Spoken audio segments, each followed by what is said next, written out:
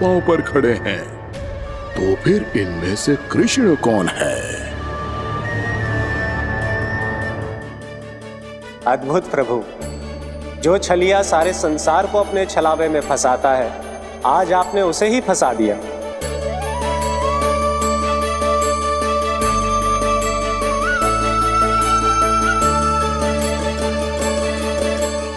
इन सब में से कौन है महाराज कंस का शत्रु, विष्णु का अवतार? कैसे पहचानूं मैं उस कृष्ण को? प्रभु की धुन है ही इतनी मीठी, इतनी कर्णप्रिय कि असुर तो क्या, सारी सृष्टि ही यहां आकर थम जाए।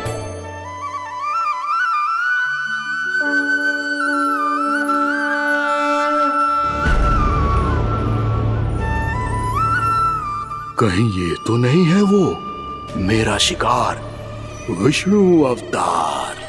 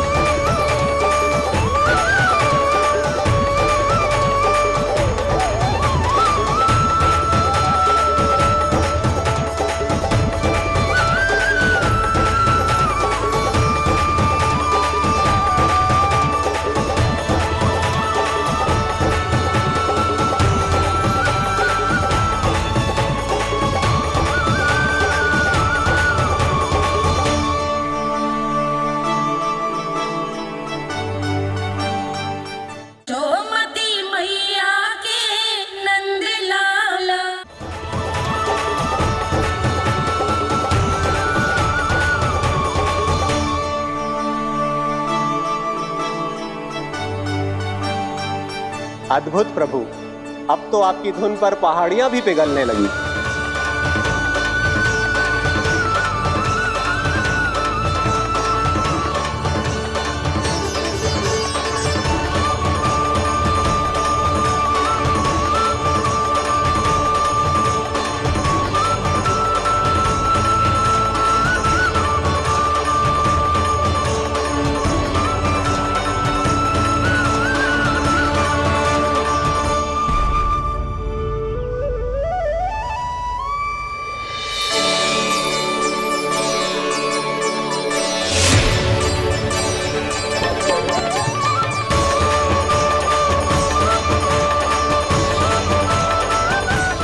देखते ही देखते पूरी पहाड़ी बाहुविहल होकर पिघलने लगी है।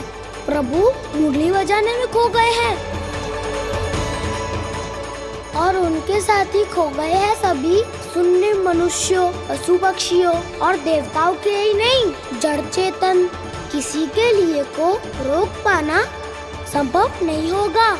कहीं प्रभु की इस मनमोहक मुरली की धुन पर सारा ब्रह्मांड ही ना पिघल जाए। गाना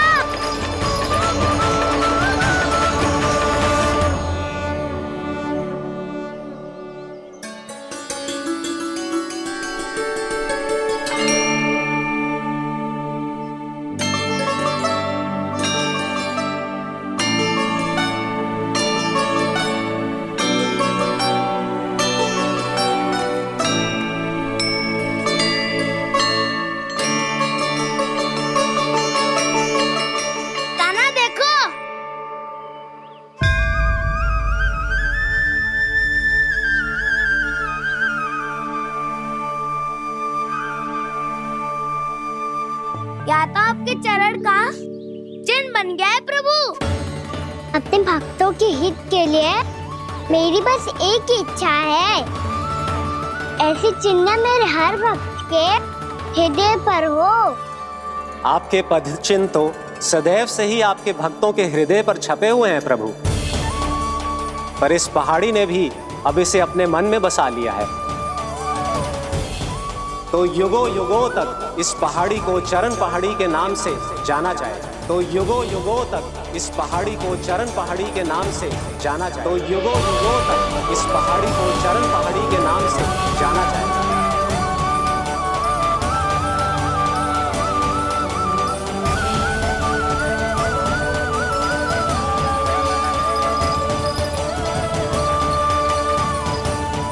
कान्हा, तू हमारे पास से वहाँ कैसे चले गए हो?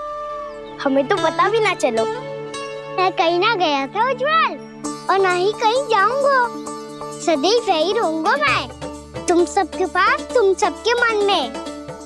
भले ही कोई असुर मुझे तुम सबसे दूर ले जाने का कितना भी प्रयास क्यों ना कर ले।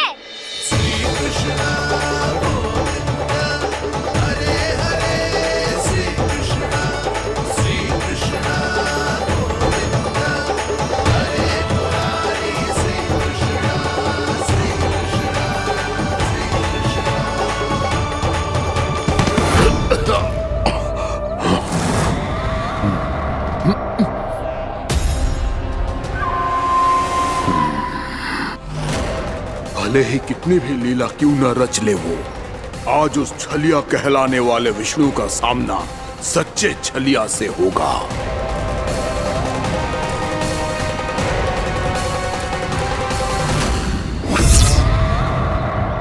कान्हा, तू कहाँ भटक गए हो तो? नहीं सखा, मैं तो भटके हुए वो मार्ग दिखा रहा था।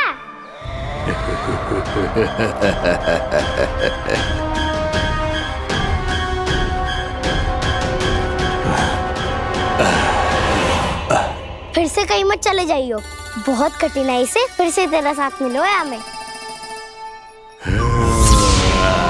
कान्हा, तो इतने दिन बाद आए हो हैं, आज हम केवल गैया ना चराएंगे, कछु आनंद भी लेंगे आज। किसो आनंद? मैंने मारा और गैया सरा के घर दूल्हे से पहले ही सीधे सीधे सब घर चलो। वैसे भी वन में बहुत भय लगता है मुझसे। क्योंकि किस बात का भय? इतनी शीघ्र बोल गए। अभी कुछ दिन पहले ही तो उस असुर और देवता में कितने भीषण युद्ध हुआ था। हाँ, हम शीघ्र घर जाएंगे। अरे वसंता, वो युद्ध ना था, सब बड़े बड़े देवता हमारे सखा कान्हा को बचाने आए थे।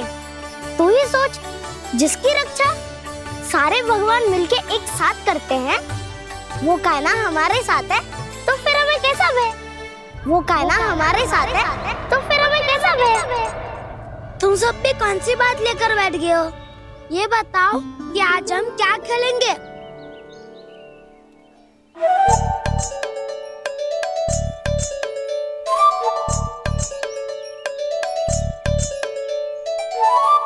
चोर प्रहरी खेले। चोर प्रहरी? हाँ, इस पे एक जन प्रहरी बनते हैं और शेष बनते हैं सब चोर। और चोर का कार्य होगा भागना और छुपना, और प्रहरी का कार्य होगा चोर को पकड़ लेना। अरे वाह कान्हा, क्या खेल बताए है। इसमें तो बहुत आनंद आएगा। ये खेल भले ही तुम सब खेलोगे बालकों, पर आनंद तो मैं ही लूंगा।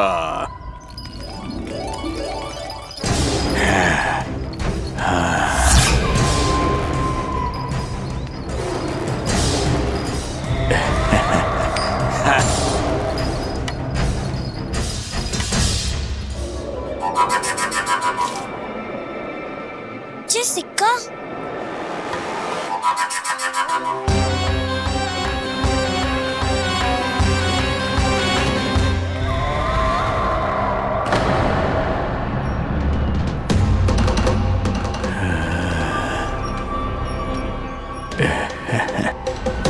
कौन है तुम? छलिया, मायावी छलिया।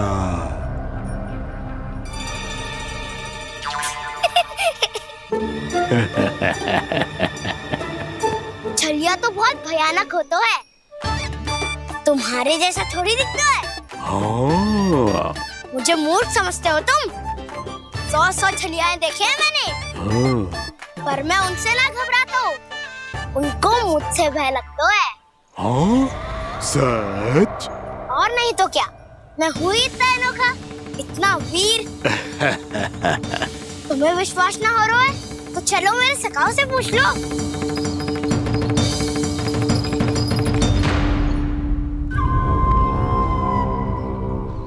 वहाँ क्या देख रहे हो? इधर देखो उज्जवल।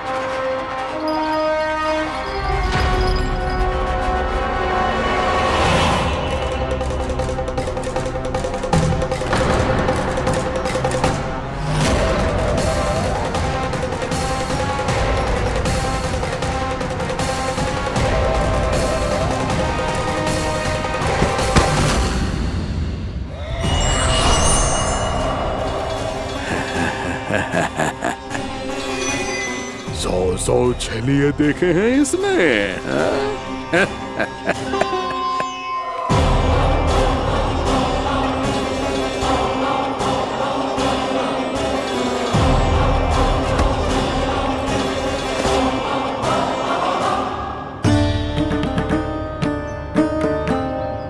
किसे देख रही हो कान्हा? उज्जवल को। कहाँ चले गया वो?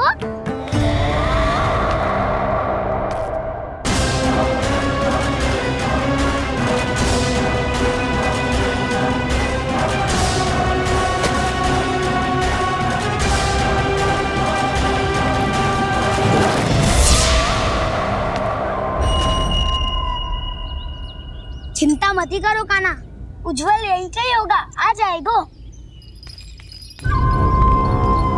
क्या हो गया कान्हा?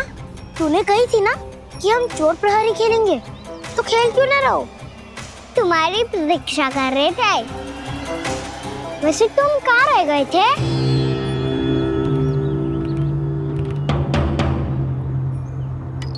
वो ये देखो ना, मुझे क्या मिला? सिक्का।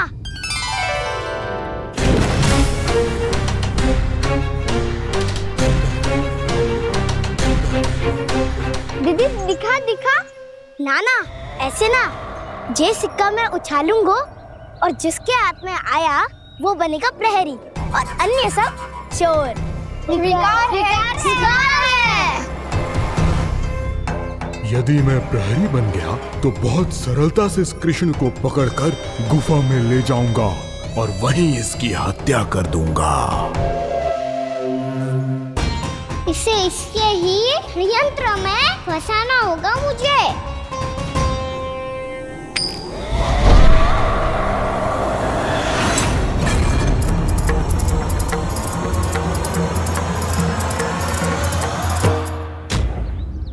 मैं प्रहरी, तुम सब चोर। कोई बात नहीं कृष्ण, अब इस उज्जवल की तरह पहले तुम्हारे सारे सखाओं को फंसाऊंगा मैं और फिर ले जाऊंगा तुम्हें।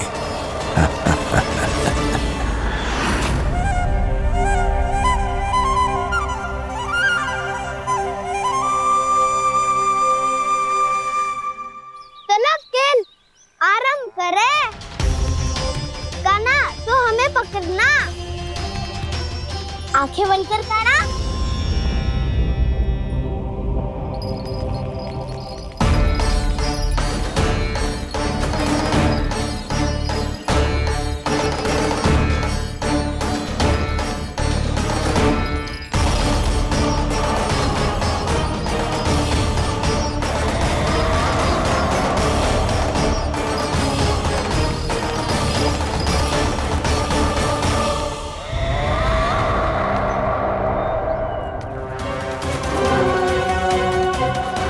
अकेला रह गया ये, अब फंस गया ये। सुबल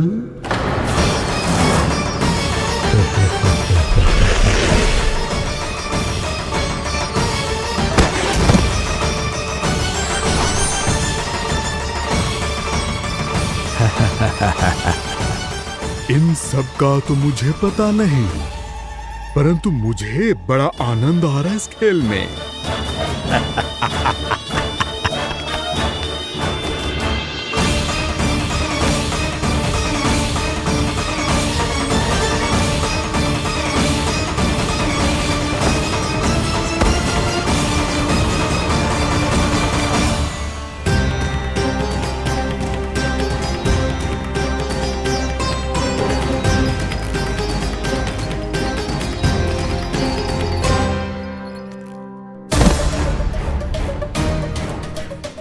बसंता,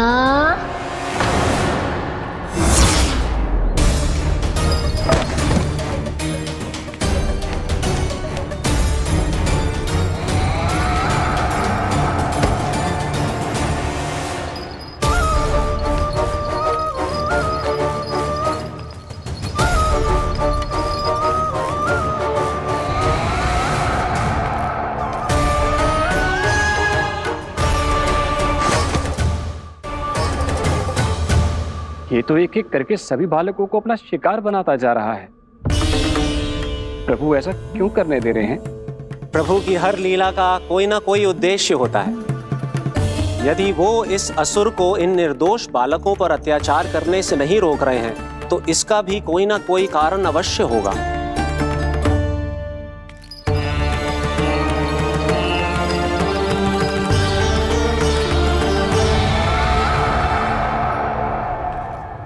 श्री दामा,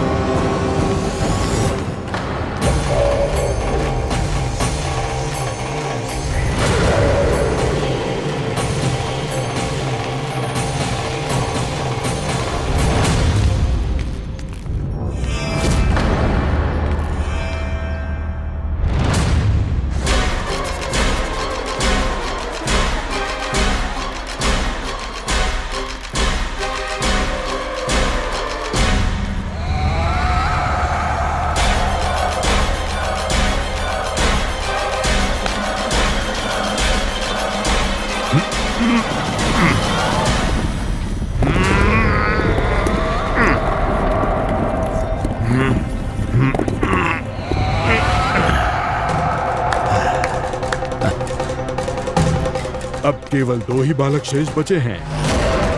दोनों को पकड़कर ये खेल ही समाप्त कर दूंगा।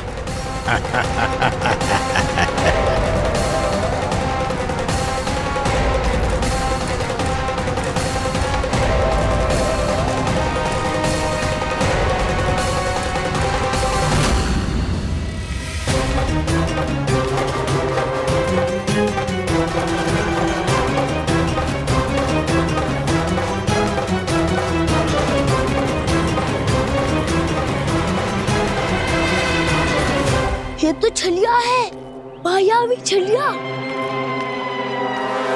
मेरे सभी सखाओं को शिकार बना लिया इसने। मैं इसे नहीं छोड़ूंगा। कान्हा, कान्हा,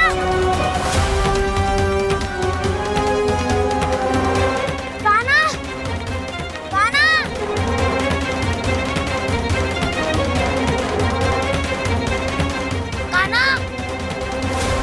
ताऊ,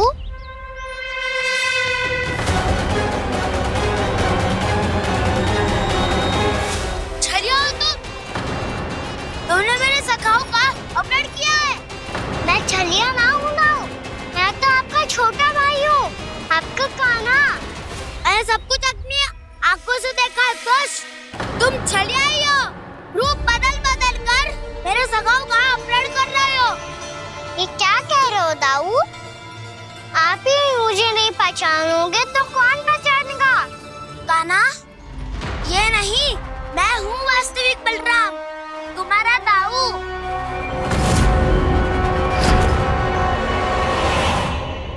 इसके बहकावे में मत आना कान्हा, ये चलिए।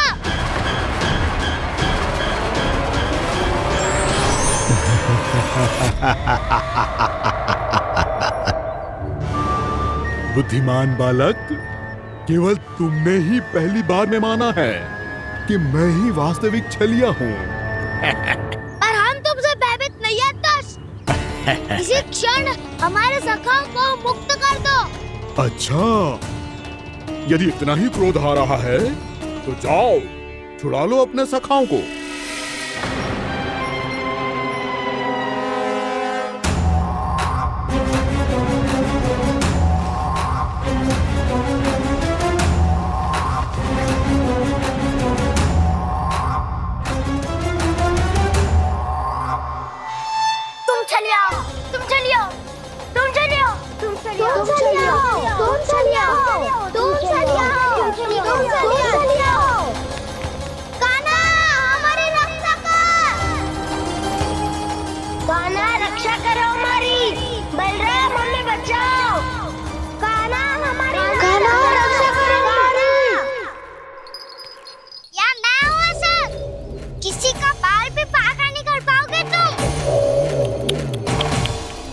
बालक, पर मैंने तो पहले ही तुम्हारे सखाओं को उस कंदरा में पहुंचा दिया है।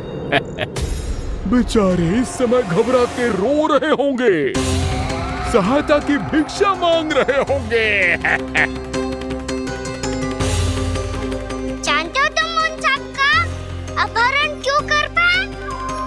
क्योंकि मैंने तुम्हें कर नहीं दिया, ताकि मुझे तुम्हारा सामना करने के लिए एकांत मिल सके। अच्छा। लाओ, आओ, जाके सखाओं को बचाओ। इस दुष्ट के लिए मैं पर्याप्त हूँ।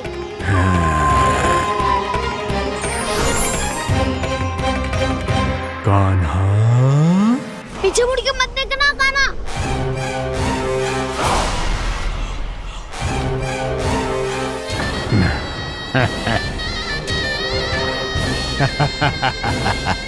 अपने सखाओं की तरह अब तुम भी फंस गए कृष्ण।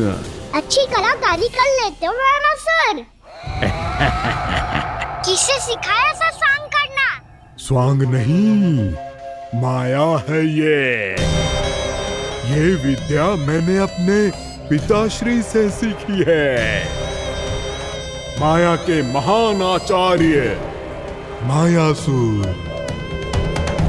तो तुम मायासुर के पुत्र हो, पर जिसके सामने ना माया जाल बुनने का प्रयास कर रहे हो, ये माया के स्वामी है। ये मायाधर विष्णु है। ये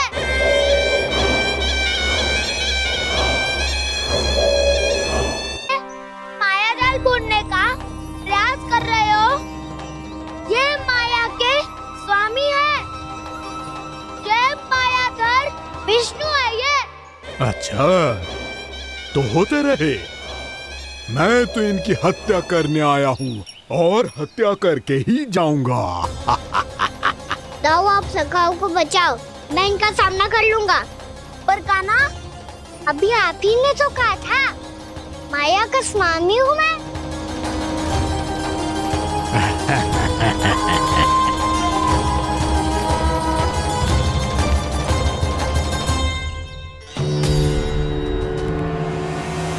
ये तो मथुरा का व्यापारी है। इसको अर्थ वो जो था वो सच में छलिया हो तो कहीं वो नंदमोहन तो ना पहुंच गो। हमें शीघ्र ही गांव जाना पड़ेगा और सबको सावधान करना पड़ेगा। चल।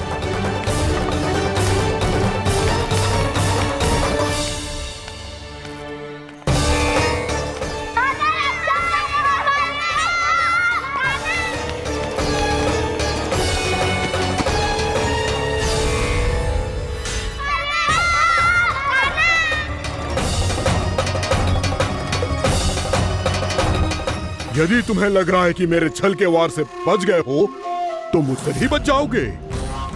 ये तुम्हारी सबसे बड़ी भूल है कृष्ण। मेरे पास बहुत सारे मायावी अस्त्र हैं जो क्षण भर में ही तुम्हें विष्णु लोक पहुंचा देंगे। तो फिर प्रतीक्षा क्यों कर रहे हो?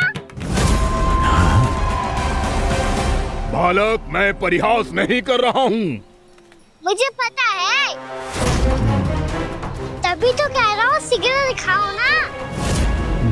मुझे तुम्हारे सारे मायावी अस्त्र देखने हैं। कैसे बालक हो तुम? मैं यहाँ खेल दिखाने नहीं आया हूँ। तो सवेर रात क्यों कर रहे हो ब्रह्मासुर? जो करने आए हो वो ही करो ना।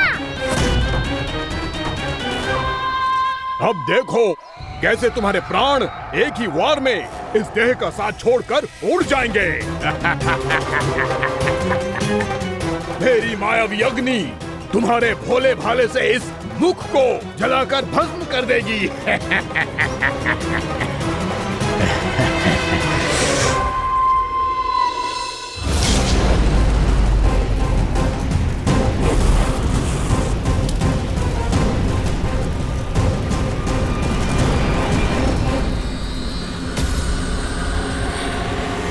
सही कह रही हो ब्रह्मासुर।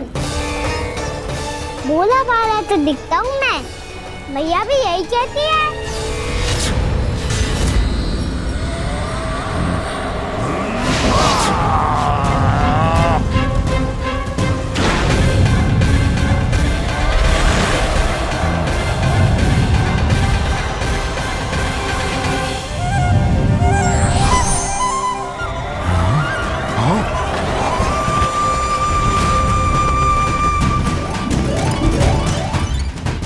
आसन को उपहार देने के लिए बहुत बहुत धन्यवाद ब्रह्मासुर। बहुत समय से खड़े खड़े थक गया था मैं।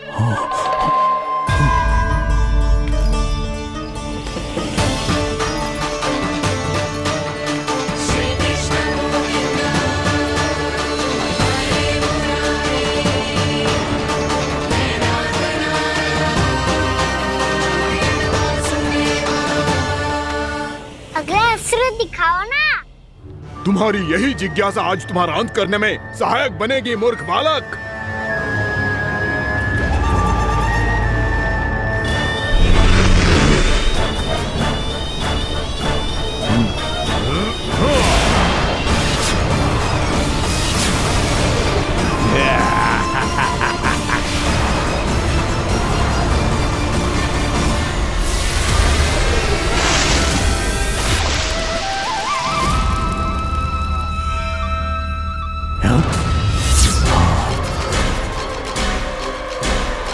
अच्छा, पर प्रक्षालन करना चाहती थे तो पहले क्यों नहीं बताया? मुस्कुराना बंद करो। तुम्हारी ये हंसी मुझे कांटों की तरह चुभ रही है। पर मैया तो कहती है कि मेरी मुस्कुराहट फूलों की तरह है।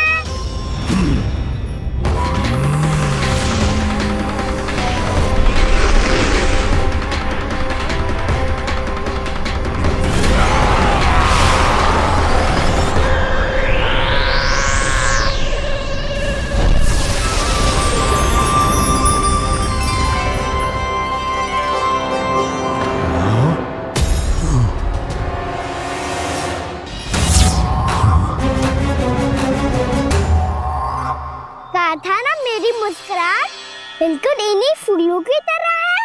और तुम कर क्या रहे हो ब्रह्मासुर? कभी आसन दे रहे हो, कभी पद प्रक्षालन कर रहे हो और अब फूल भी चढ़ा दिए। तुम मुझ पे वार करने आए हो कि पूजा करने? तुम्हारी पूजा तो मैं अब ऐसी करूंगा कि तुम मृत्यु के बाद भी मुझे भूल नहीं पाओगे बालक।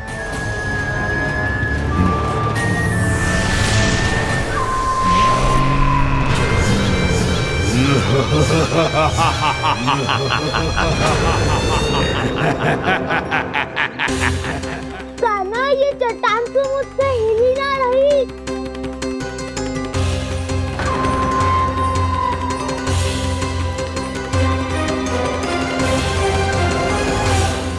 अभी कंदरा के अंदर कुछ क्षणों में ही प्राण वायु समाप्त हो जाएंगे। तुम्हारे सारे सखा एक एक कर अपने प्राण त्याग देंगे और तुम्हारा वध करूंगा मैं।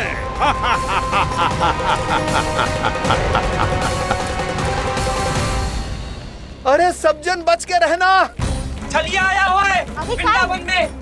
अरे छलिया आ गया है। वृंदावन में मायावी छलिया। अरे क्या हुआ? कौन छलिया? मायावी छलिया, सबको छलता है वो। हाँ, कुछ भी कर सके है वो। बहुत भयानक। अरे भानु, ठहर जरा, क्या हुआ? बहुत भयानक है वो, बच के रहना सब लोग। अरे भेष बदल ले तो है वो। हाँ। छलिया है वो। अरे मेरी बात तो बताओ। रानी भाभी, रानी भाभी, कान्हा घर पर ही है ना? ऐसे भड़बड़ा क्यों रहे हो? कोई भूत देख लियो है क्या? भूत ना भाभी, छलिया से भेंट हो गई। सच्ची का मायावी छलिया है भाभी। क्या उल्टा सीधा बोले जा रहे हो? ठीक से बताओ। अब बोलो भी। वो कान्हा के पीछे पड़ो है वो। मेरे लल्ला के पीछे? हाँ रानी भाभी, हमारे अचेत होने से पहले हमने उसे ये कहते सुना था कि वो वृंदावन आने वाला है कान्हा से मिलने। हे नारायण, मेरे कान्हा की रक्षा करना। जसोदा जी, मायावी छलिए से बचना बालकों के बस की बात ना है। जीजी, बालक वन में अकेले हैं।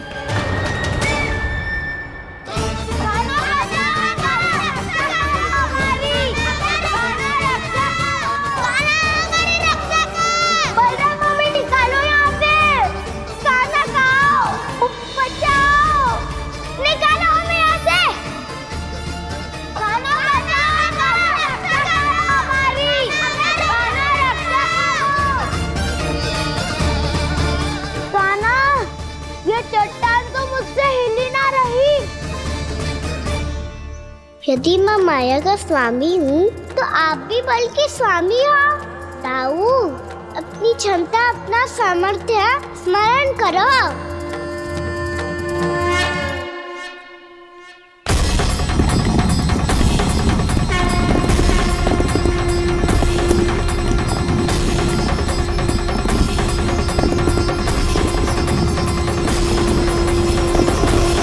इससे पहले कि वो कंदरा का द्वार खोल के तुम्हारे सखाओं को बाहर निकाले, मैं तुम्हारे प्राण ले लूंगा कृष्ण।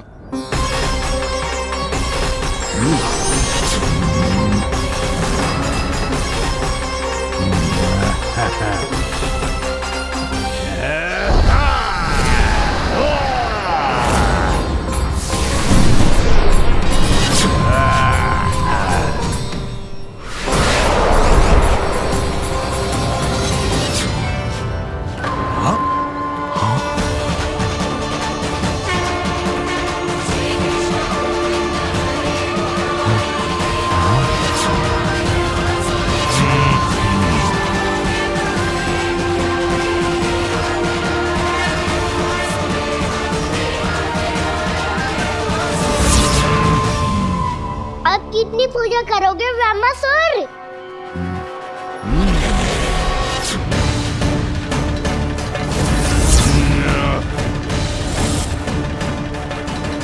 प्रभु तो खेल खिला रहे हैं इससे, और ये खेले जा रहा है विवश होकर, उनकी माया से बाध्य होकर।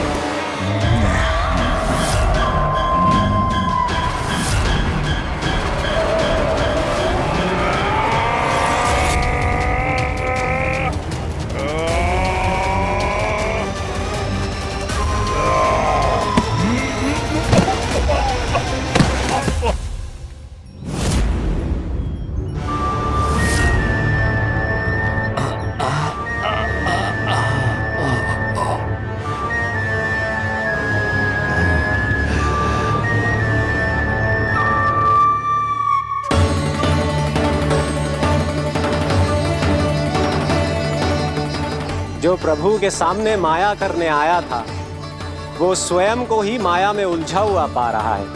नारायण नारायण। लो, अब तो तुमने दंडवत प्रणाम भी कर लिया, माया भी, कथा भी, उपहार भी दे दी। तुम चाहते क्या हो ब्रह्मासुर? मेरी शरण में आना है क्या?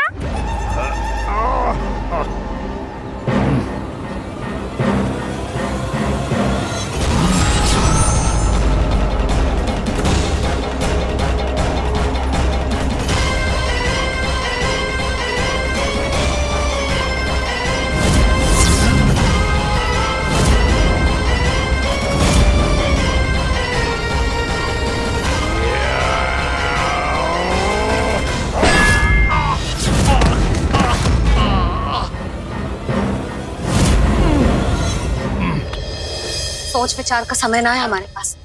अपने बालकों की रक्षा के लिए इसी क्षण में निकलना होगा। और वो छलिया किसी का भी रूप धारण कर सकते हैं। सुलक्षणा तेरा, शांति तेरा या मेरा, किसी का भी रूप धारण करके हमें भ्रमित कर सकते हो। इसीलिए हमें सतर्क रहना होगा। समझ आई? चलो।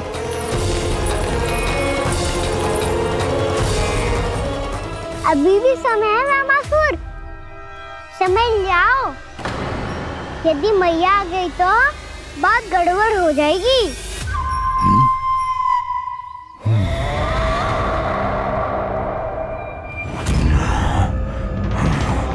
मुझसे दूध का कोई लाभ नहीं होगा।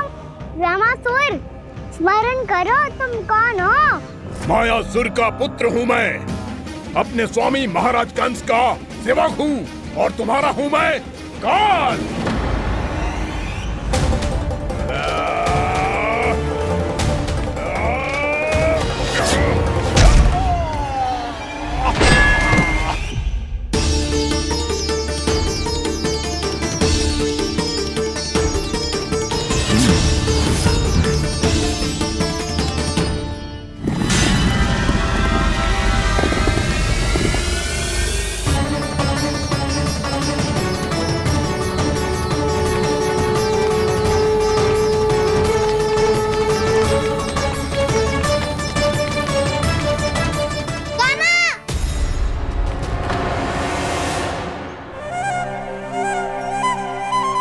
बाबा कहते हैं दुष्टों को पहले बातों से समझाना चाहिए, फिर भी ना माने तो अस्त्र ना उठाना दृढ़ता होती है।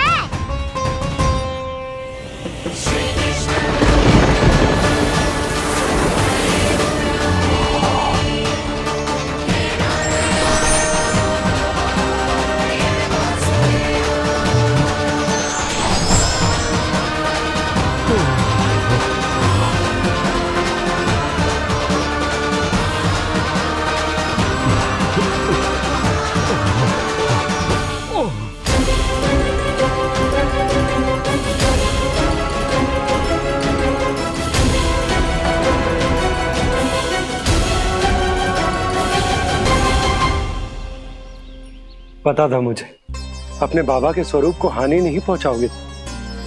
सही कही तुमने। पिता की छवि ही पिता के समान भी आनंदीय होती है। रामासुर, रामासुर।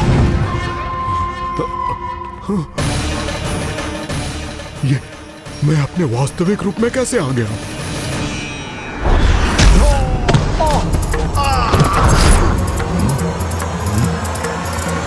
मेरे बाबा का स्वरूप नहीं लेना चाहिए था तुम्हें।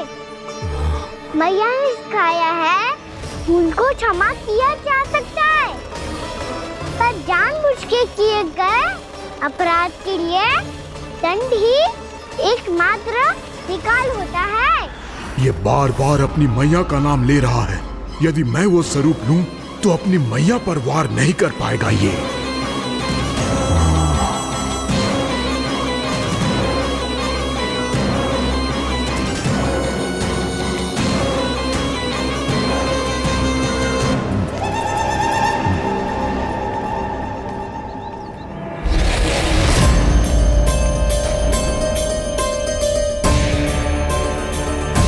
लल्ला,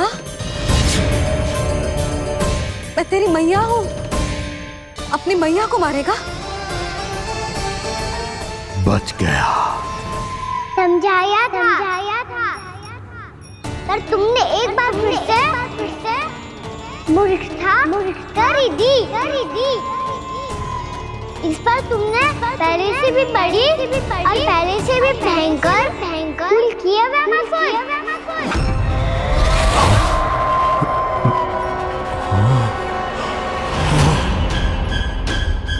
ये क्या हो रहा है मुझे? बार बार मेरा रूप क्यों बदल रहा है? ममता को समझे बिना अधिक समय तक मैया का स्वरूप हरण करके नहीं रख पाओगे रामासुर।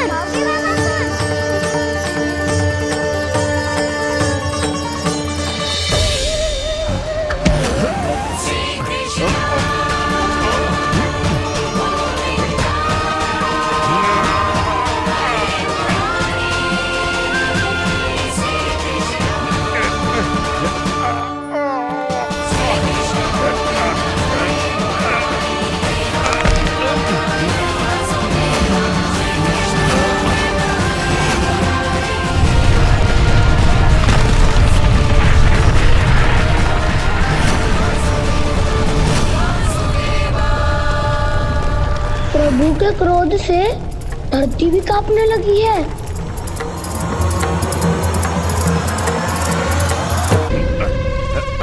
पुत्र को मारने के उद्देश्य से एक माँ का रूप लिया तुमने।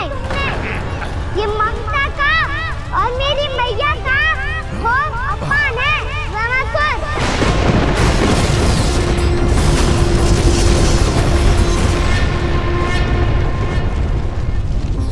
इससे पहले इस असुर के कारण निर्दोष प्राणियों का कोई अहित हो, मुझे कुछ करना होगा। यदि मैं माया का स्वामी हूँ तो आप भी बल के स्वामी हो। दाऊ, अपनी क्षमता, अपना सामर्थ्य स्मरण करो।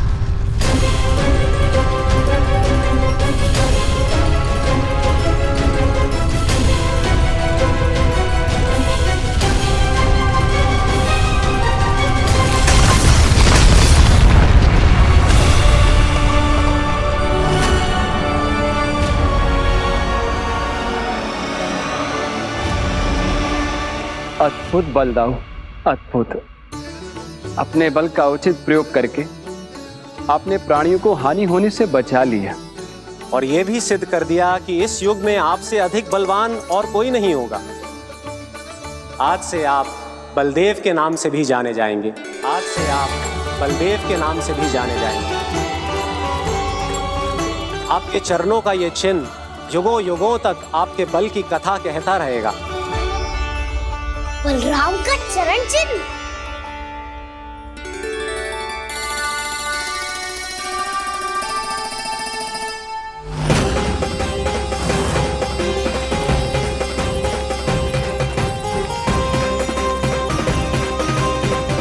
मेरी माया से आज तक कोई नहीं बच पाया है। एक बार मुझे छोड़कर देखो, फिर पता चलेगा कि मैं हूँ कौन। पहले ये तो देख लो कि मैं कौन हूँ।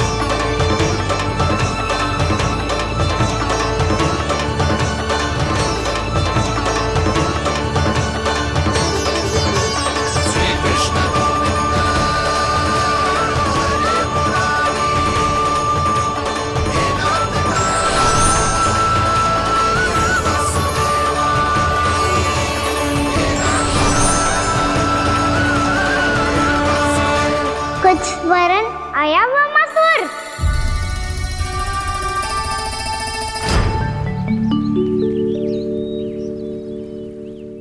बहुत समय पहले की बात है। बहुत बड़े भूमाकर राज करते थे तुम। तुम्हें मान राजा भीमम के नाम से जाना जाता था। सब कुछ था तुम्हारे पास, पर शांति नहीं थी। इसीलिए शांति की खोज में अपना संपूर्ण राज अपने पुत्रों को सौंप कर मलय पर्वत की ओर चल दिए। अनेक वर्षों की तपस्या के बाद तुम्हारे तप की कीर्ति चारों ओर फैलने लगी और फिर सच्चे तपस्वी की धूप में तुम्हारी ख्याति से प्रभावित होकर महर्षि उलट तुमसे भेंट करने आए। राजा भीमरथ, आपने ईश्वर की प्राप्ति के लिए सब कुछ छोड़ दिया, पर अपना अभिमान नहीं छोड़ पाए। इसीलिए मेरे आगमन पर सम्मान के साथ खड़ा होना तो दूर, मेरा अभिवादन भी नहीं किया। अभिमान तपस्वी का गुण नहीं होता है राजन, अभिमान राक्षसी गुण है। इसलिए मैं आपको श्राप देता हूं कि आप अगले जन्म में एक राक्षस के रूप में जन्म लेंगे, एक राक्षस के रूप में जन्म लेंगे। मुझे क्षमा कर दीजिए महर्षि, मैंने जानबूझकर आपका अपमान नहीं किया है। मैं तो यहाँ पर शांति की खोज में आया था। अपने भीतर के संसार में गहरे सोच विचार में डूबा हुआ था मैं। मुझे क्षमा कर दीजिए महर्षि, मुझे क्षमा कर दीजिए। अपनी भूल का आभास प्रायश्चित की ओर पहला पग होता है। मैं अपना श्राप तो वापस नहीं ले सकता, परंतु आपको एक वचन अवश्य दे सकता हूं। जब भी प्रभु नारायण का अवतार होगा, आपको उचित समय पे वो वरदान देंगे जिसकी आप लंबे समय से प्रतीक्षा कर रहे हैं।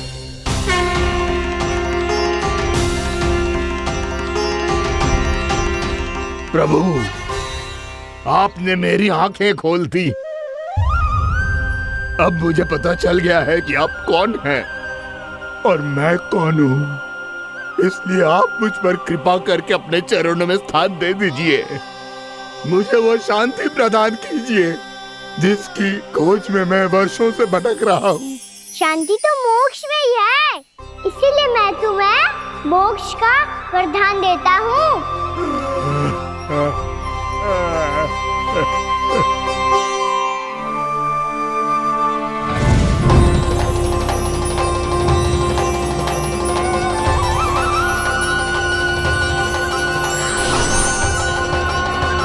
प्रभु की ये लीला सदैव स्मरण रखी जाएगी। इस स्थान को इनका आशीर्वाद मिलेगा और इस कंदरा को व्योमासुर की कंदरा के रूप में पहचाना जाएगा। भविष्य में अनेक ऋषि मुनियों की शरण स्थली बनेगी ये कंदरा। दीदी, ये कोई साधारण बालक ना है। ऐसा चमत्कार कोई साधारण बालक थोड़ी ना कर सकते है। तुम सत्य कह रहे थे बलराम, कान्हा सच्चे में भगवान ही है। तभी तो सब देवता इसे बसाने और इसकी ओर से युद्ध करने आते हैं। तुम सब ऐसे आंखें फाड़ के क्यों देख रहे हो मुझे?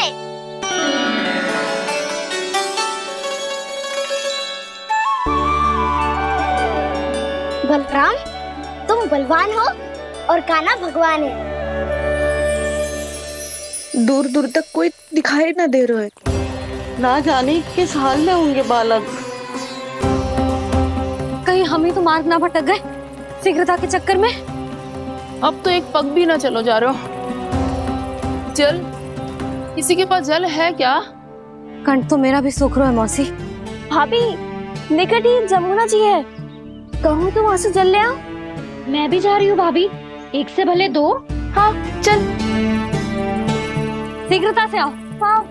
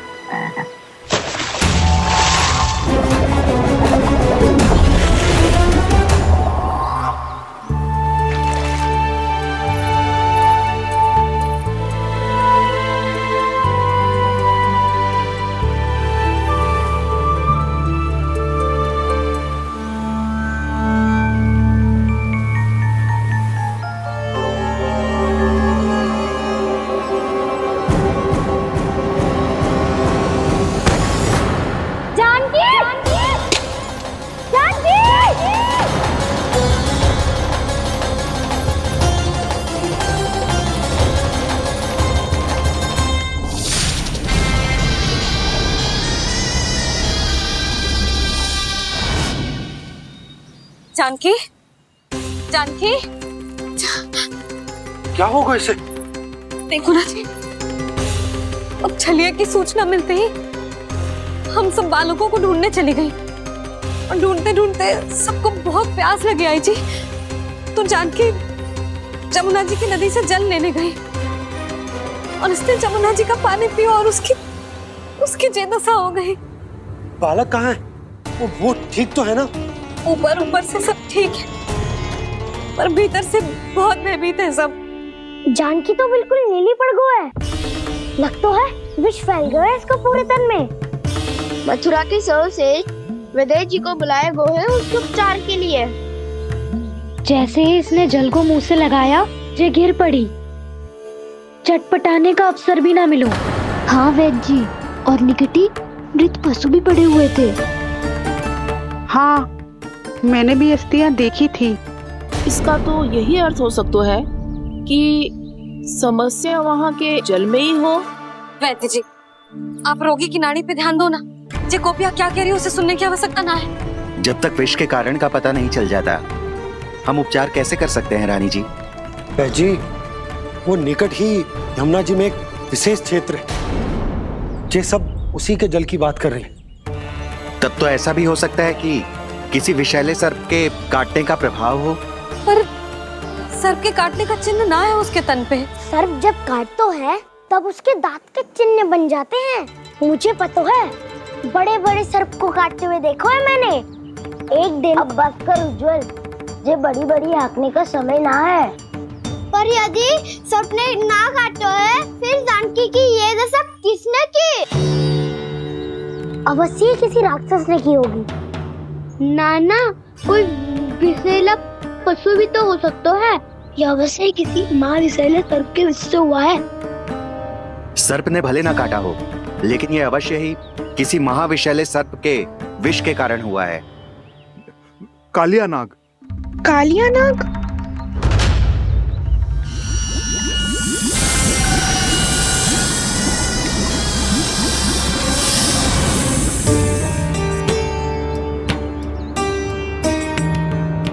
संकेतों से तो ऐसा लगता है कि जानकी ने कालिया नाग के क्षेत्र के विशाल जल पी लियो है। कालिया नाग एक लोक श्रुति है, कल्पना में गढ़ी हुई एक कथा, और कछु ना है। हमें जाके पता लगाना पड़ेगा। पर हमें वहां जाने से मना किया है ना बड़ों ने। उज्जवल सही कह रहे हो है। इस समय जानकी के स्वार्थ से अधिक महत्वपूर्ण और कछु ना है। जानकी हमारे लिए ही जलाने गई थी जी। ना मैं उसे जाने देती ना जैसा वो तो। वैद्य जी, आप शीघ्र कछु करो, कैसे भी कछु भी करो, पर इसके प्राण बचा लो। यशोदा, धैर्य रखो, श्री नारायण पर विश्वास रखो, वो सब ठीक कर देंगे।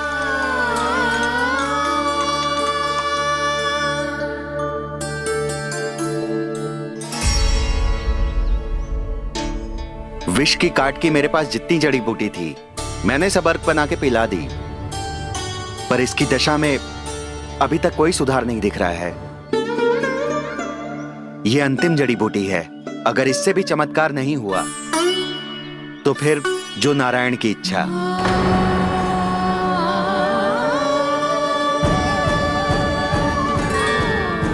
पर कोई तो उपाय होगा जानकी को बचाने का। कान्हा, यदि तुझे किसी औषधि के बारे में पता है, हमें बता दे, हम जाके ले आएंगे।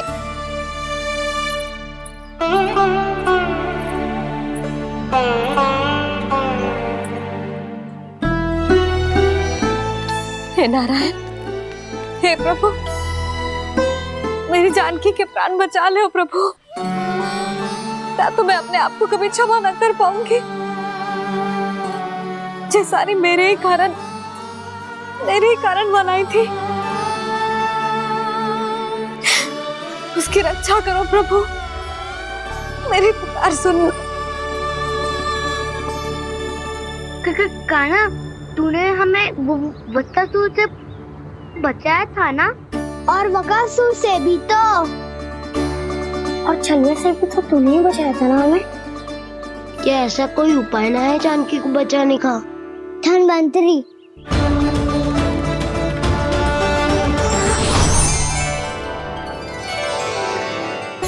मैं आ गया हूं प्रभु, चिंता मत कीजिए, आपके आदेश का पालन अवश्य होगा।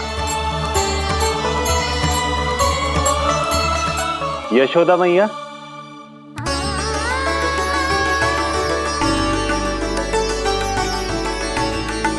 मैया आपको कोई पुकार रहा है।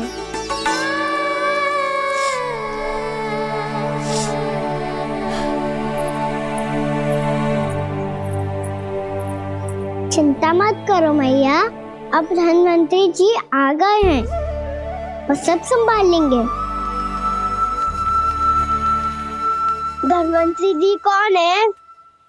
जिन्होंने संसार का आयुर्वेद दिया, आरोग्य के देवता, वे श्री नारायण के अवतार।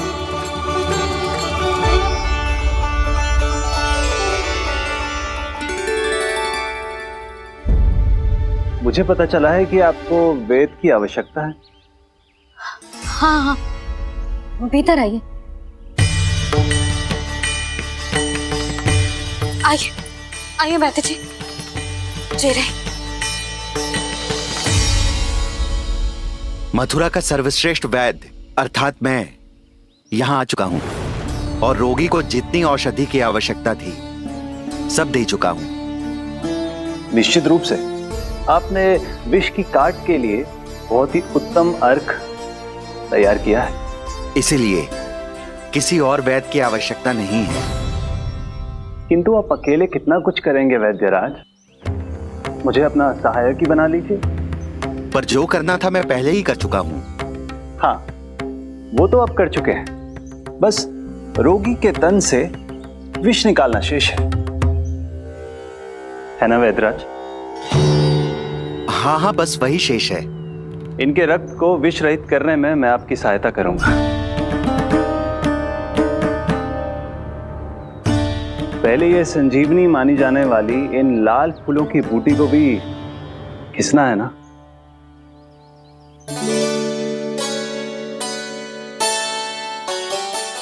हाँ हाँ, तुम सही कह रहे हो। इसे अच्छे से घिसो।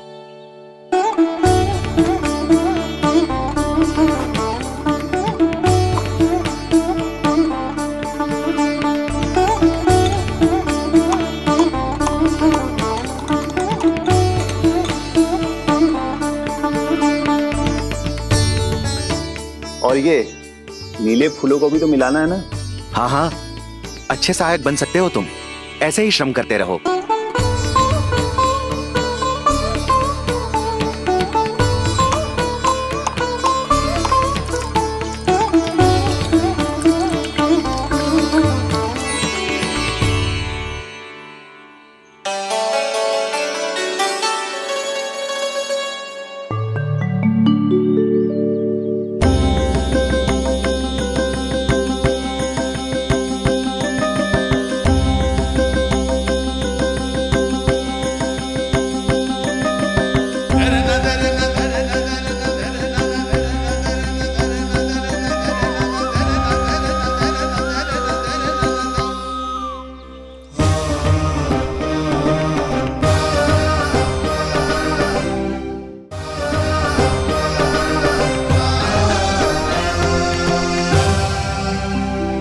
जानकी स्वस्थ हो जाएगी ना धन्वंतरी जी?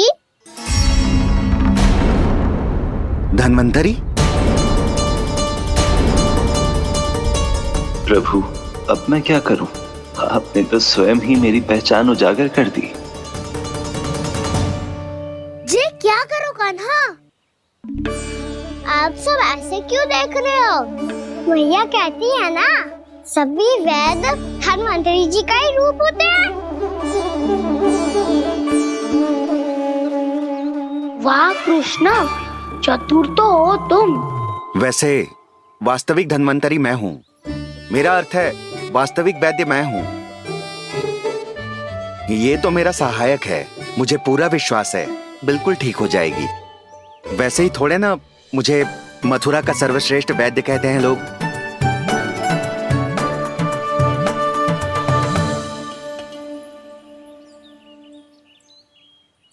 जसोदा भाभी, जसोदा जी, जानकी को चेतना आ गई। जानकी, जानकी, जानकी, तू ठीक है ना?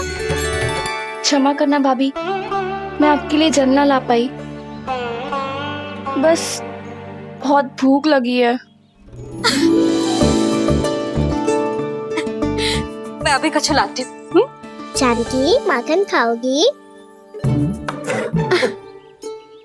उठ।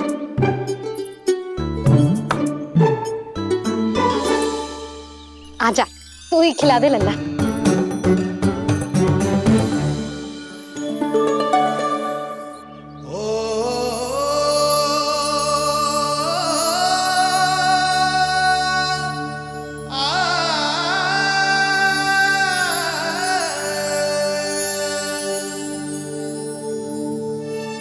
तुम सब मेरे लल्ला को माखन चोर कहती हो ना, आज देखो अपना ही माखन जानकी को खिला रहे है।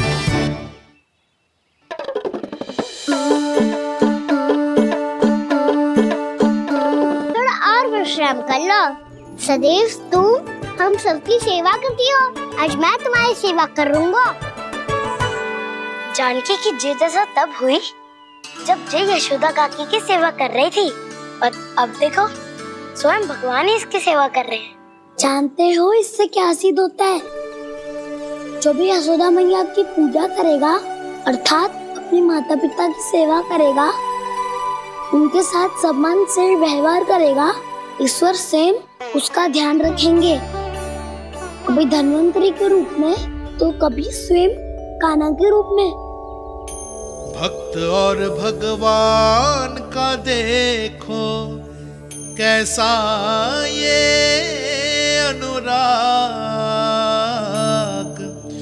स्वयं करे सेवा प्रभु, अद्भुत गोपी का भाग्य। प्रभु इन सब पृथ्वीवासियों से कितना घुल मिल गए हैं। ना तो ये प्रभु को भगवान मानते हैं और ना ही प्रभु अपने आप को इनसे सर्वश्रेष्ठ समझते हैं। अपने आचरण से ये सिद्ध कर रहे हैं कि ये सभी में हैं और सभी इनका ही अंश है।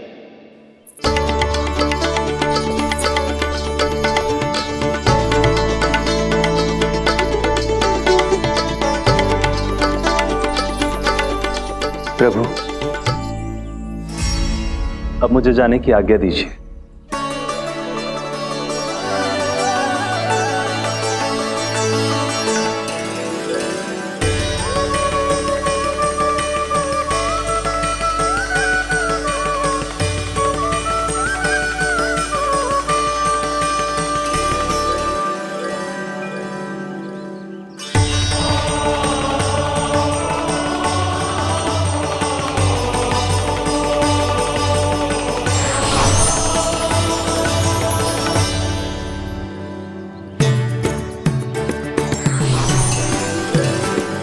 कान्हा ने तो सच्ची में धन्वंतरी जी को बुला लिया था।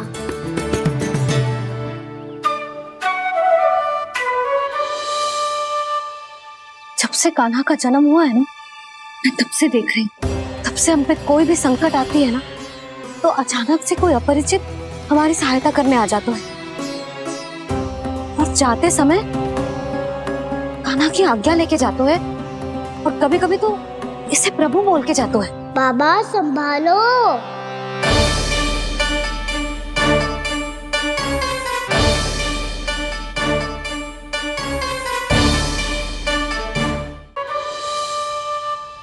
जब से कान्हा का जन्म हुआ है ना, मैं तब से देख रही हूँ, तब से हम पे कोई भी संकट आती है ना, तो अचानक से कोई अपरिचित हमारी सहायता करने आ जाते हैं, और जाते समय कान्हा की आज्ञा लेके जाते हैं, और कभी कभी तो इसे प्रभु बोल के जाते हैं। बाबा संभालो। यशोदा, इस जानकी को चढ़ो है और विचित्र विचार तुम्हारे मन में है।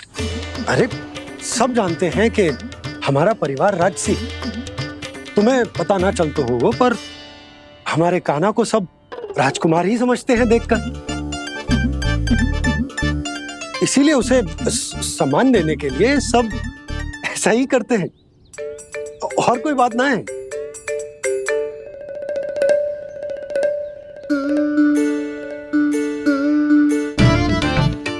अब जे मेरे लल्ला को ऐसे क्यों घूर रहे हैं?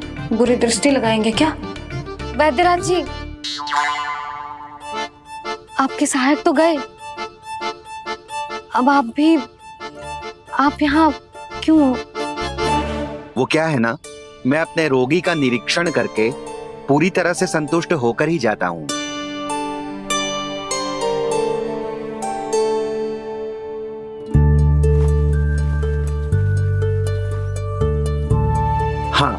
संकेत तो अच्छे हैं, कल सुबह तक बिल्कुल ठीक हो जाएगी। धन्यवाद वैद्य जी।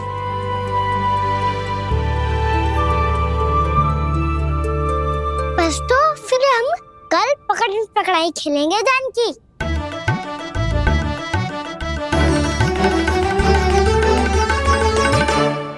भानु, बंसी, जाकर उस क्षेत्र के चारों ओर बाड़ बनवा दो और वहां सूचना पट्ट भी लगा देना, ताकि जानकी के साथ जो हुआ है वो किसी और के साथ ना हो। शीघ्र जाओ। जी ठीक है।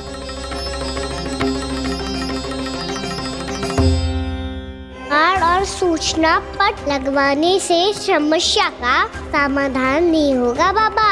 निर्दोष पशु सूचना पट देखकर भी कुछ समझ नहीं पाएंगे।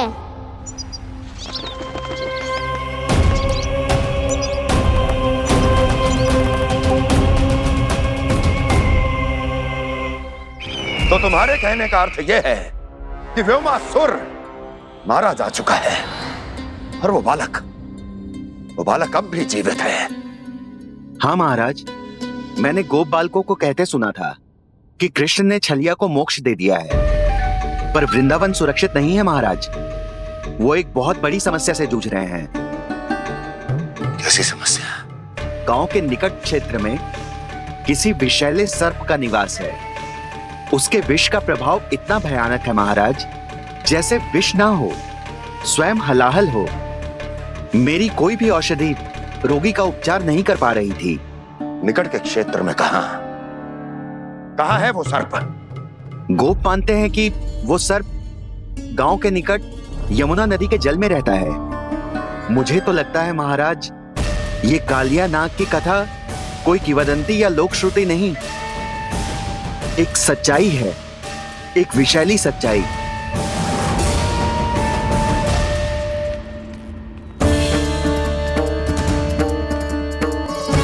कालिया का सामना करने का समय आ गया है, पर उससे पहले मुझे बुलाना होगा उन्हें।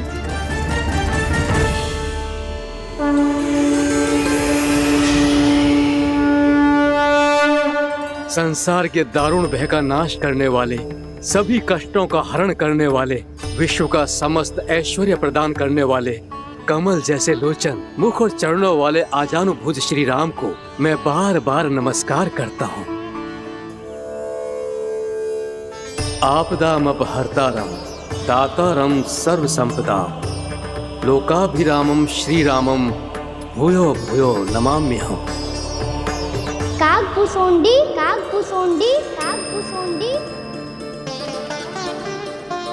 प्रभु क्षमा करें, मुझे जाना होगा।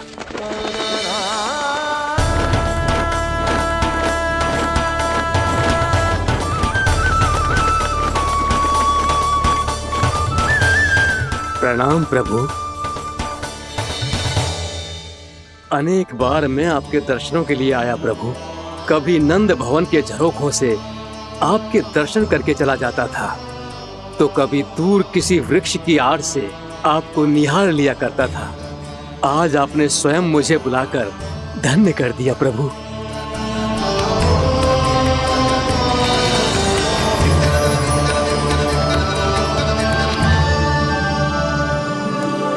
मैंने आपको यहाँ एक विशेष कारण से बुलाया है। आपके श्राप से इस कालिया नाग को मुक्त करने का समय आ गया है। ये तो बहुत ही उत्तम समाचार है प्रभु। इतने वर्ष बीत गए, मुझे आज भी स्मरण है वो दिन जब मैंने उन्हें श्राप दिया था। अपने क्रोध पर नियंत्रण खोकर बहुत बड़ी भूल कर दी थी मैंने प्रभु। बीती हुई घटनाओं पर दुखी होके कोई लाभ नहीं है। हमें भविष्य की ओर देखना होगा।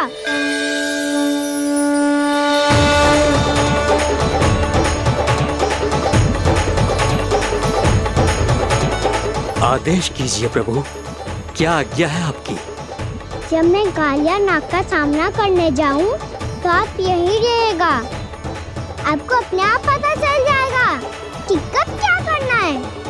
और हाँ, लौटते जाते समय नारद मुनि से कहिएगा, वो आकर मुझसे भेंट करे। अवश्य प्रभु, प्रणाम। क्या इसने सच्ची में देवर्षि नारद को बुलाया है? नारायण नारायण, आपको संदेश भेजने की आवश्यकता नहीं थी। आप स्मरण करते और मैं चला आता।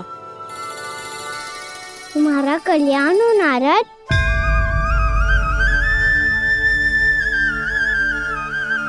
मैंने तुम्हें एक विशेष कार्य के लिए बुलाया है। आज्ञा दीजिए प्रभु। तुम्हें एक बार फिर कंस से भेंट करनी होगी।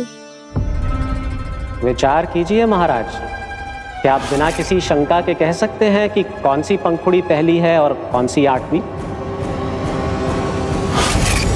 उस दुष्ट से भेंट करना स्वयं कीचड़ में उतरने के समान है प्रभु। कमल पुष्प प्राप्त करना हो तो कीचड़ में उतरना पड़ता है नारद।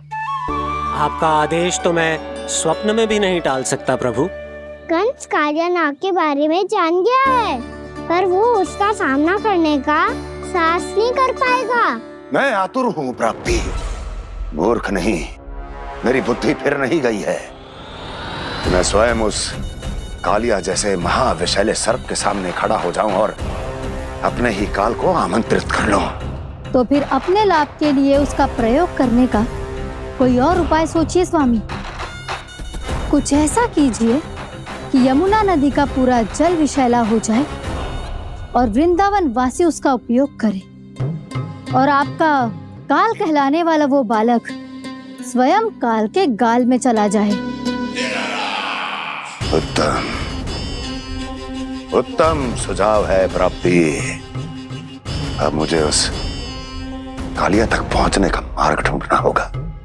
उसको विवश करने का कोई उपाय ढूंढना होगा, क्योंकि व्यक्तिगत रूप से उससे भेंट करना असंभव है। असंभव। आप सही कह रहे हैं प्रभु। कंस में उतना सामर्थ्य नहीं कि वो कालिया नाग का सामना स्वयं कर सके। वैसे तो कालिया गरुड़ देव का भी सम्मान नहीं करता, तो फिर वो कंस का सम्मान क्यों करेगा भला? नहीं करेगा, पर कंस तुम्हारा सम्मान अवश्य करेगा नारद। तुम्हारी बातें भी सुनेगा और मानेगा भी। ये मेरी योजना का बहुत ही महत्वपूर्ण भाग है। तुम कंस के पास जाओ और कहो कि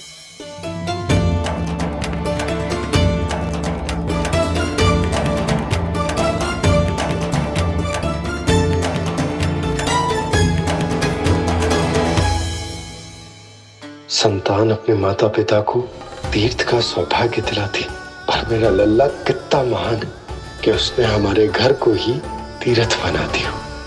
ऐसा तीर्थ जहां मेरी आंखों के सामने भक्त और भगवान का मिलन हो रहा है। जो आज्ञा प्रभु।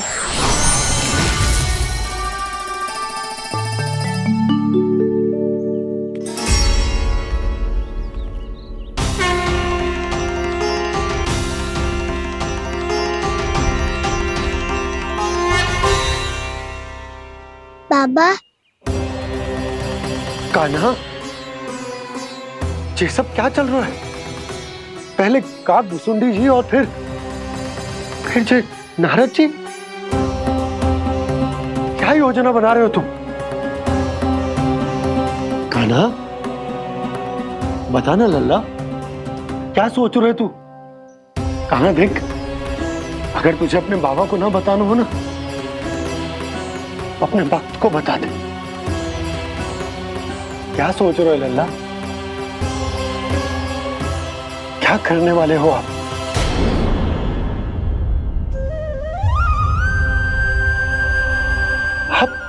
आप इतने दुखी क्यों हो? कान्हा, कान्हा, क्या होगा? क्योंकि मुझे आभास हो गया है बाबा, समय आने वाला है। कौन सा समय आने वाला है लल्ला? शीघ्र सब कुछ बदलने वाला है। भैया को मेरा सत्य पता चल जाएगा बाबा।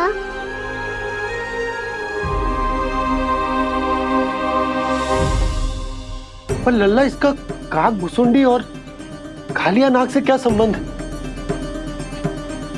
ऐसा क्या हुआ था और क्या होने वाला है?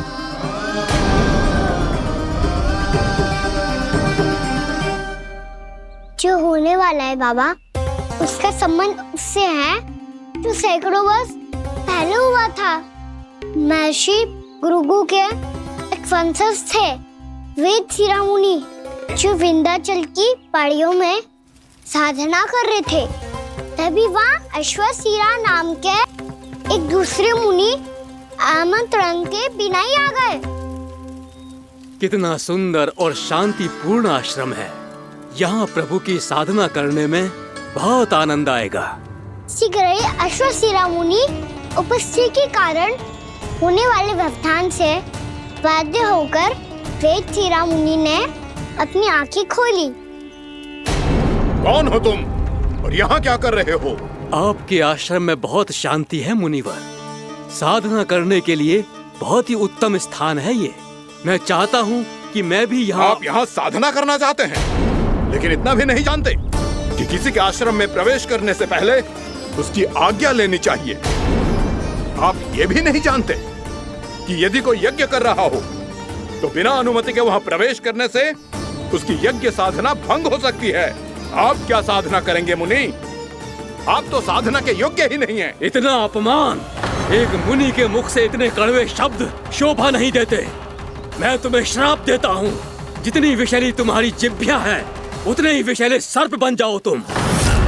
और ऐसा सर्प जो सांस भी ले तो निकट का वातावरण दूषित हो जाए। तुम्हारे इस दुस्साहस के लिए मैं तुम्हें श्राप देता हूँ कि तुम अभी इसी क्षण कौवा बन जाओ, और ऐसा कौवा जो कांव कांव करके अनर्गल प्रलाप करता रहे।